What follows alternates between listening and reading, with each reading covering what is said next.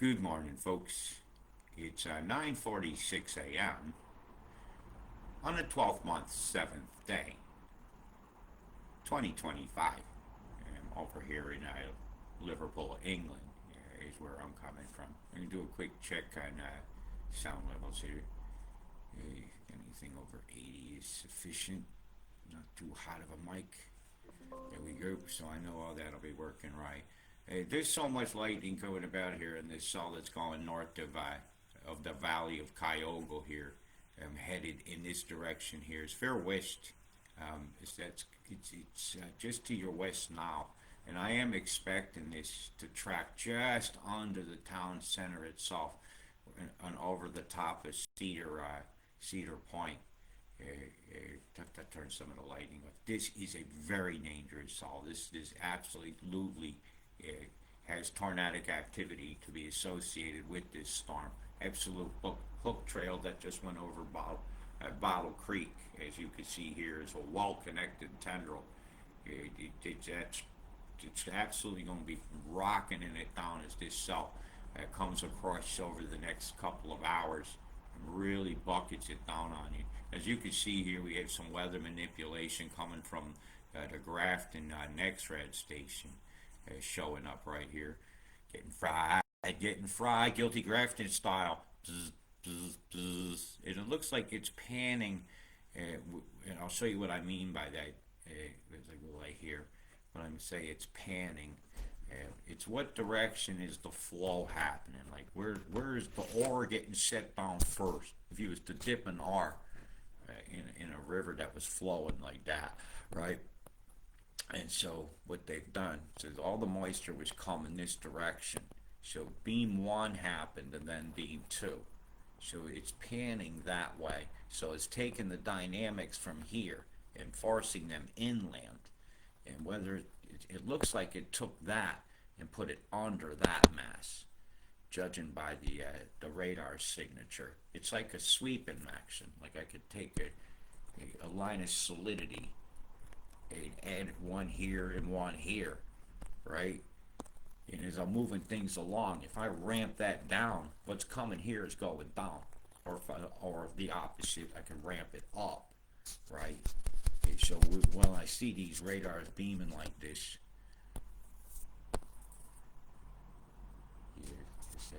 that just happened. Get rid of some of these lines. I have to determine which direction is it sweeping. Okay, so the radar sweep went here is the one, then this one was second, right? So I know that this line of solidity got shoved towards this one. So while this line of solidity, I believe it ramped it down.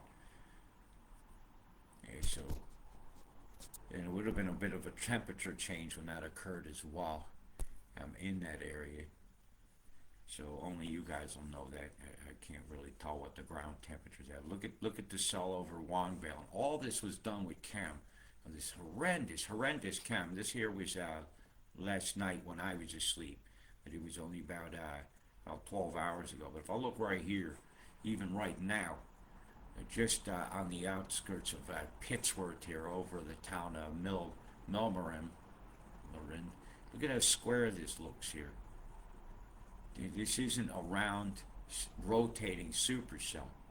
These are bombs that are catalyzing into cloud formations, and this is one of the ones that's going to go bad. This cell here is when you see them blow a bunch of cells up on top of each other like these. This is like the beginning, which was 2.5 hours ago, hour and a half, excuse me, ago from just this moment is when these storms really started getting blown up. Like, see how square this looks here? And if you've seen these from a distance, you might see a very dramatic looking storm line. But to look at it from above, like these are being swept into each other. So Grafton right here, it took this storm mesh here, and it actually shoved it over the top. You see where it's interacting here, where this mass of clouds going over the top. So they're making an occluded front. They're using radar beams. Okay, so Grafton itself is right here. You could just faintly pick up the beam line inside the plasmoid field of cloud formations here, right? So see this cell here is very octagonal. The radar station is pretty much is right here. I happen to already know that, but these lines that you're seeing of influence coming from this station are absolutely pointing at the station. See the lines? See the lines? They're all generated right here at this one spot. And that's a known weather radar at that spot. Now I can pull up and show you. That's not HARP. This is a phased array of microwaves. I don't want the new one. I want my MEP in here. Guilty grafting. Graftivation. Activate the grafter fryer. Yeah, there she is. Can't wait to see what this is it right here. Right next to that tree. The weather station. That's it. Right here. That's the fryer. That's not HARP. No. Closest HARP, actual HARP to this one is a small one at the Coffs Airport, which I don't have marked yet. It's just a T-shaped one for measuring near Earth object. But the biggest full-on HARP that I know of in Oz is this one. Down here near Radley. Near the antenna field. See it right here? That's HARP. Know the difference. This is NexRad. Same location, right? That's a NexRad. And this is HARP. Right? There's difference. And let's see the difference how they look. You aim the NexRad on a platform, right? That turns and rotates and all this, but these antennas stay still. By modulating the frequency that goes through the antennas, you'll bend the signal in the atmosphere is how you get that effect. Yep. I wouldn't want that in my yard. Bzzzt. Yeah, they do got much more bigger devices and that to worry about. It's like HARP had children that had children, and they're called super darts, like this one down here in Tassie. These are harder to find. They really blend in well. You could plant crops all around these, as these antennas are big whompers. Part of your defense network. And these ones here are aimed to fire their primary beam towards Antarctica. Yeah, there's so many threats that come from there. So you got to know the difference between the two. And that was the NexRad signature. So they're blowing the storms up right now over the top. And Lismore and them, I do say, you're in the sight. And this thing's going to track right through this corridor right through here. It's going to come all the way up till right about here. Cullen Beach in this area here overnight is where the line of storms is going to come out to. Right, so if I was going to have write an influence area of who's fucked, it'd be straight across through here. And this is, we already know they're fucked, and they're fucked like right now. What's going over the top of them, we just went over Wongvale here. This here is packing a lot of water. Right? Whoa. This is an hour. Yeah. 36 centimeters an hour. It's like 10 inches of water. An hour. So if the 15 minutes it is passing through these hills is going to cause flash floods. 100% it will. As it's going through the Shannon now. Very dangerous road conditions. So around, a lot of water is going to be running towards this lake. So if anybody's camping down here, you still got a few minutes to get to some higher ground, because stuff's going to wash out these roads pretty fast through Nightcap National Park and all that coming over here. And that's headed your way, Mullumbimby Crabs Creek and all that over here over the next hour or so. Right over the top of this is like a worst case scenario too for nighttime travel. This is a big, heavy fall. So watch yourselves on the M1. Watch yourselves on these roads. Expect tornadic conditions, plummeting, absolute rain. Pummeling would be a better word for it. You guys about to get pummeled. And you see that's going to happen when you look at this type cloud formation. So it's coming your way in a track like this. So you're going to have to keep an eye for yourselves, okay, folks? Is this even running? I don't know. Yeah, the sun chem coast. Yeah, Kev straight wide open here. Look at the chemtrails here. Look at them. It's a different color than these white clouds, ain't they? And well, when they tell you Grafton's a glitching, then that's what the name of as we call it, EMF perturbation of molecules. And these V's point right at the radar station here, right at it. Okay, yeah, you're making up straight lines, you know. Straight line's a straight line. And if it intersects a known radar station, then, well, I'd have to say there's a causation involved here.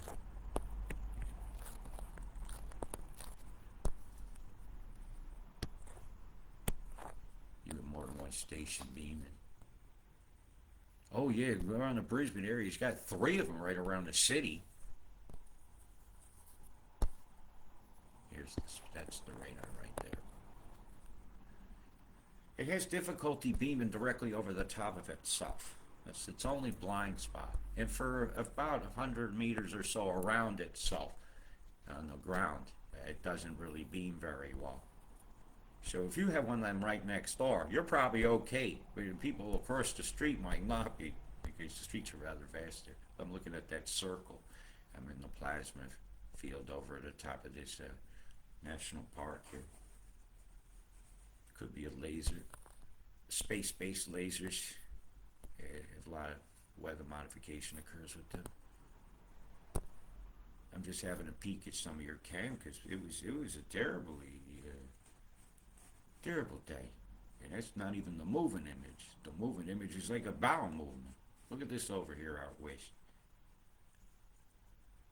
Look at the sickness mix here over the desert as they're whipping up a bunch of sands that aren't the healthiest dust to begin with from the mining industries and the soils Mother Nature gave us. See the squareness of this? Square. These ain't round supercells. Yep.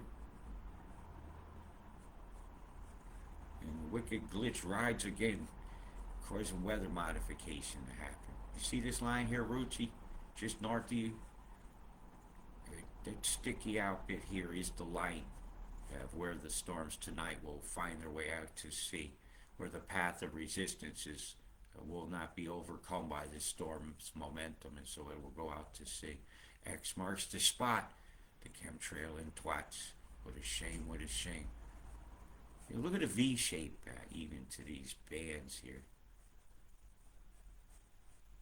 See, right there over the top of you, Lismer. Boy, are you guys in some trouble. Look at a very devilish little thing out there. A little bit of an imp near Casino. Meow, the Cheshire Cat is grinning at you now. Woodburn had some big cells go over there. North of you is really getting it, Woodburn. But yeah, Casino batten down the hatches, Cuyahoga, Nimbin, get ready. You're gonna get a big blast, and that bottom land down there is gonna get it's gonna be a gully washer. So if you need a new car and you got your insurance up to date, that's where you park it to get it flooded out. Ha ha ha. Well, you know, it's their game, isn't it? And look at this down here, Adelaide. And this was not long ago. 20 minutes ago. That's the latest image I have here is this one here. And look at the color to that. You might have a fire. It's when I see that color, I think fire. The fire data from yesterday got me so upset. I'm not going over that again today. Wow, look at the sickness mix over Griffith here. Wow, you guys want to sleep with your windows open and then you get sick from breathing the fallout on this. You could shine a very bright torch at the sky on a dark night in a place where there's no industry, no dirt, dusty roads, and you'll see what looks like a dust storm going past. Well, that's chemical fallout, preformed nanoparticles. They're often referred to as chaff, but it isn't chaff. It's geoengineering ingredients, sickness mix, as I call it, because of the sickness that often follows the deployments of such stuff like this. You think it ain't making the fish sick? Mammals out there in the ocean, if it makes you care more because it feeds something with its titty. Well, there's mammals out there that are breathing this. They rely on the oxygen, and they have to come up to the surface, and when they do, they're belching in this, and they're belching it back out. Especially up this beautiful coastline here, where I myself personally got to see whales out here. What a shame. We gotta like own everything so we can own it. Could nothing be allowed to be free? If things are born free, can they die freely too? And then live freely along the way? You're born free and you get a birth certificate. Yeah, I went there. But your sovereignty is never to be questioned, I don't think. Earth don't have no wristwatch. Earth don't care about my opinion. It does care about what we're doing to it, I think. His species are going to be wiped out by the fallout of this. Look at the colors of the ice crystals in the sky up here. Way up here. Look how square that is. And the storms that it's going to yield are going to be ungodly along this coastline here. Lismore, I don't like to be the one to tell you, but boy, are you about to get a shellacking tonight. Yep. So here's what they say is going to happen. And I'll just run through just a big massive volatility along this coastline, but the storms are pretty well spelled out along the lines I showed you. And these are, the amount of water in these is terribly dangerous for travel tonight. Yep. And then the threat goes away, and then there's another day tomorrow.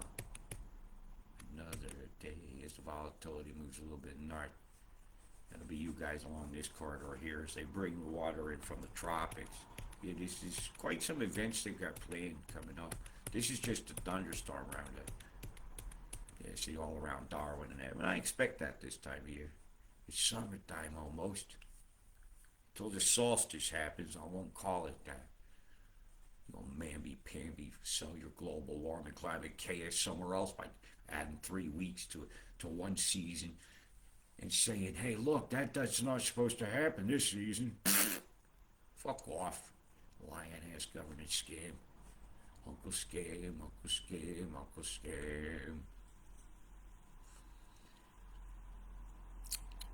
What I want to show you next are the accumulations.